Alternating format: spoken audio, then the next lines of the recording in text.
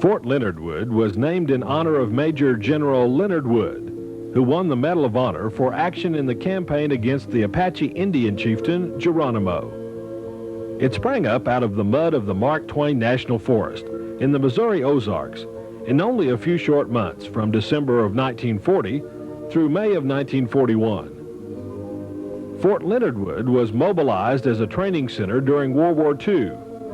Then in 1946, with the end of the war, the post was closed.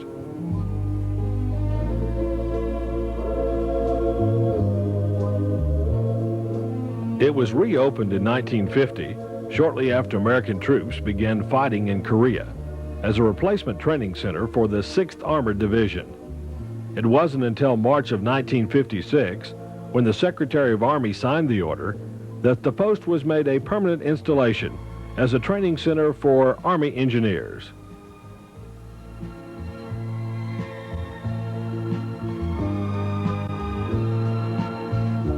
Then in June 1, 1988, the colors of the United States Army Engineer School and Regiment were transferred, making Fort Leonard Wood the new headquarters of engineer training. When the recruits arrive at Fort Leonard Wood Reception Battalion, they are whisked through their whirlwind reorientation from civilian to soldier. Aptitude testing, a classification interview, an orientation meeting, and the creation of a permanent file are but a few segments of their brief stay at the reception station. This is the beginning of a soldier.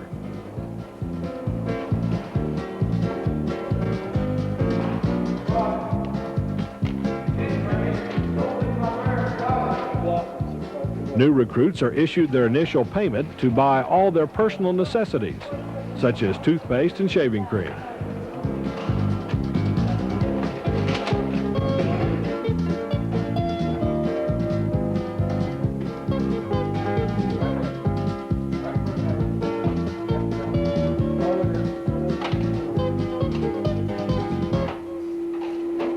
A new haircut is one of the major transitions for the new soldier. A new haircut for a new life.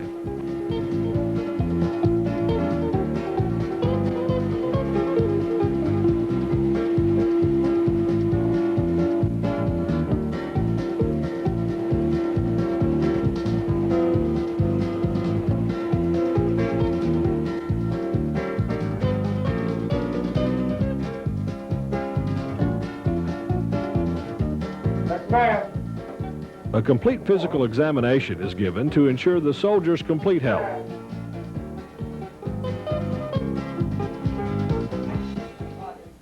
Everything else that you wore or brought into this room will go inside this bag.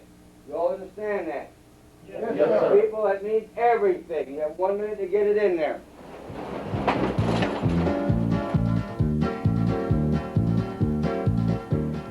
The new recruits are issued all the clothing and equipment they will use during training.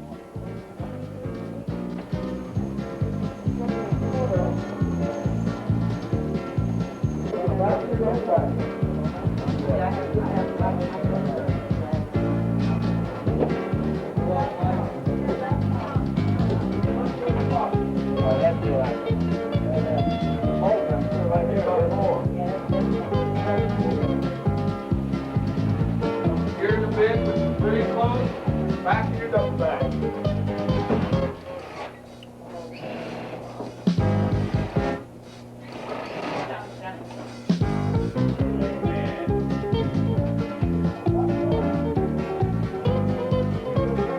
A medical evaluation would not be complete without an eye exam.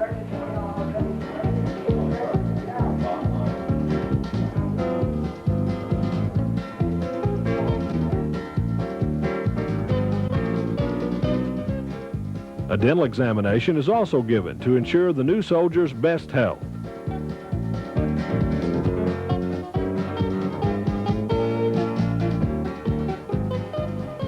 Though brief, the soldier's stay at the reception station is full of activity.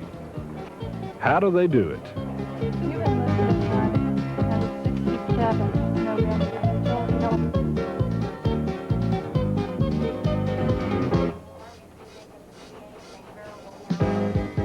An unfamiliar face and voice greets the soldiers as they prepare to go to their assigned companies.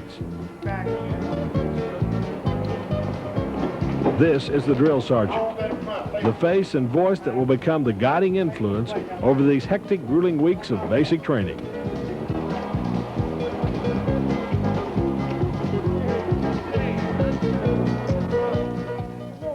How many steps do you take? 4, Sergeant. Correction. Right. Drill and ceremony practice teaches the soldiers to work as a unit. The hours spent learning individual, squad, platoon, and company drills are the foundation for the precise discipline and obedience that develops alertness and teamwork. Just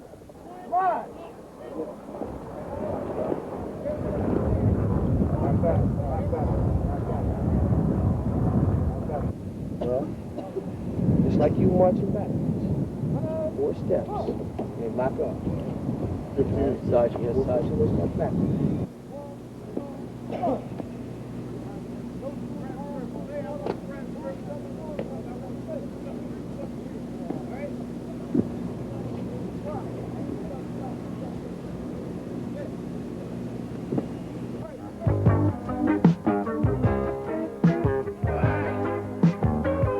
Endurance is the key resource for the soldier.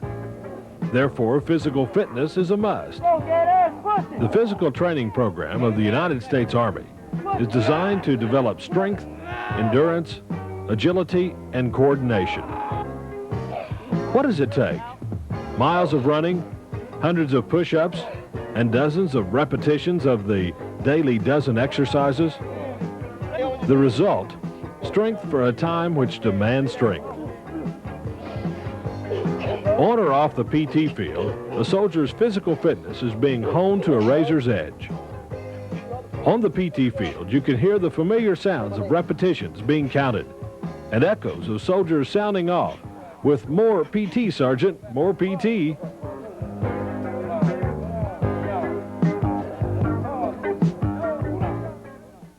From port arm. Ready?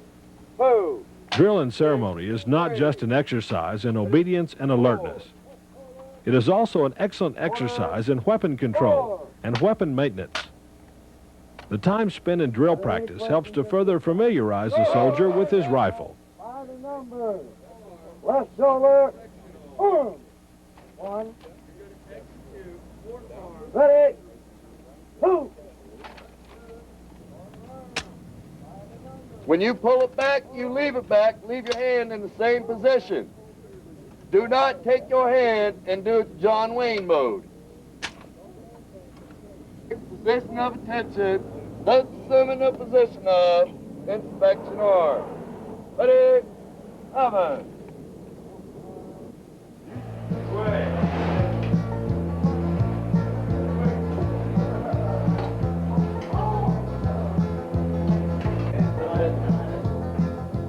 Although the phrase dining facility is relatively new, the purpose is not. At peak performance, the dining facility is capable of serving up to 250 soldiers in 15 minutes in a company-sized facility and 1,250 soldiers in 45 minutes in a battalion consolidated facility.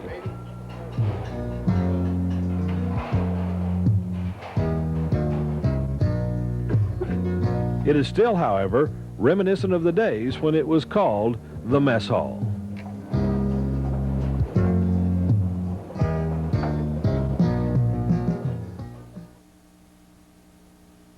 One of the first phases of training the new soldier is first aid.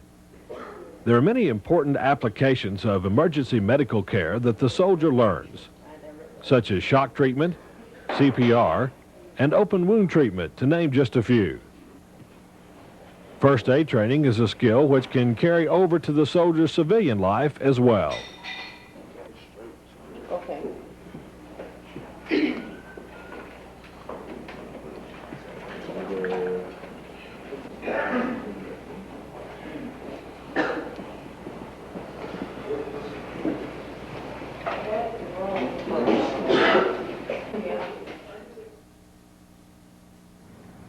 Communications, the life link of any operation.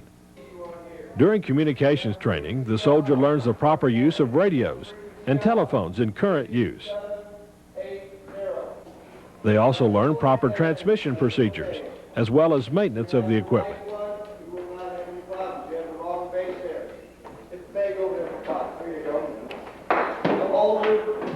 H189 handset. You don't have an accessory case up here? Okay. Or you'll have the newer H250 handset. It does not matter which one you have. They both work the same way. Press down hard and turn it clockwise about a sixth of a turn, and it will lock into place. Map reading teaches the soldier basic principles in reading maps. The course covers grid coordinates, distance, terrain recognition, and the general knowledge needed for successful navigation. Look at the point of the arrow where it's inside that grid coordinates. You can also see I-44. You can see I-44.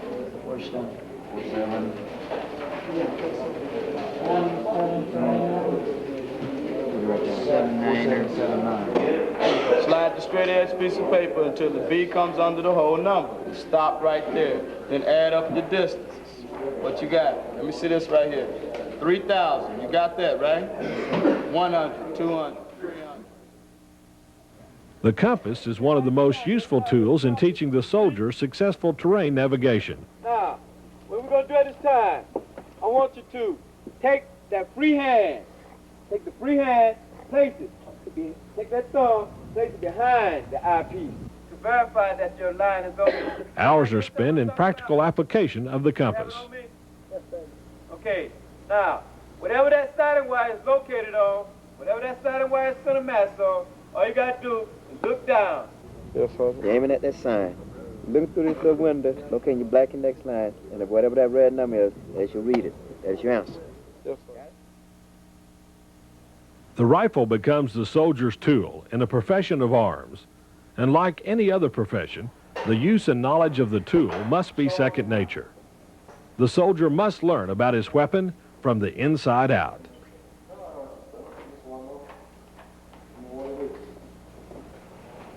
It's all together. Bolt carrier group. Bolt carrier group. Outstanding. You paid attention. Any questions on this assembly, cleaning of the weapon, and part nomenclature? Yes, sir. I was required to the very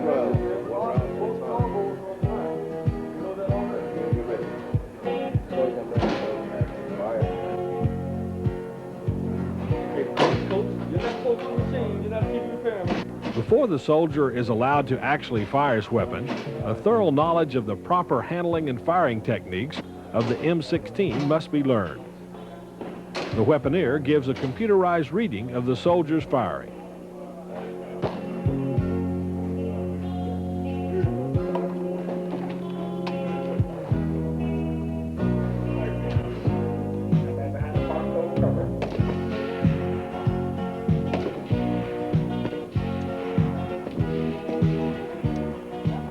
Basic rifle marksmanship begins on the 25-meter range, where the soldier is taught how to sight and aim his weapon. Okay, so y'all, I want you to get this round back down here. Last time you shot one over here, and one up there, okay? I want you to shoot right here. You can do it, okay? One more time, okay? Try it again. He is taught how to judge his performance.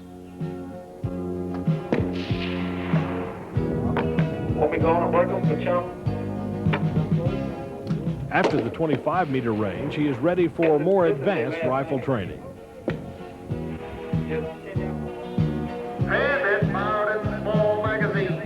The soldier has gone over the fundamentals of rifle firing. In field firing, the soldier encounters more complicated conditions. He learns different firing positions and how to allow for variations in terrain and distance. There you go, now you got him.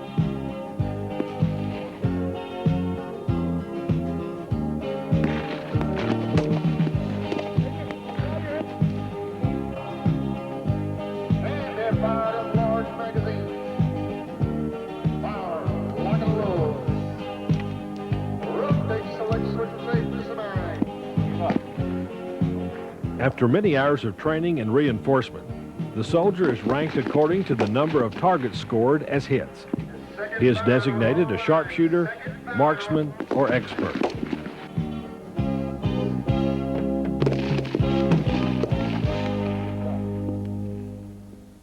Nuclear, biological, and chemical warfare, the battlefield of the future. In the face of uncertainty, preparedness is essential.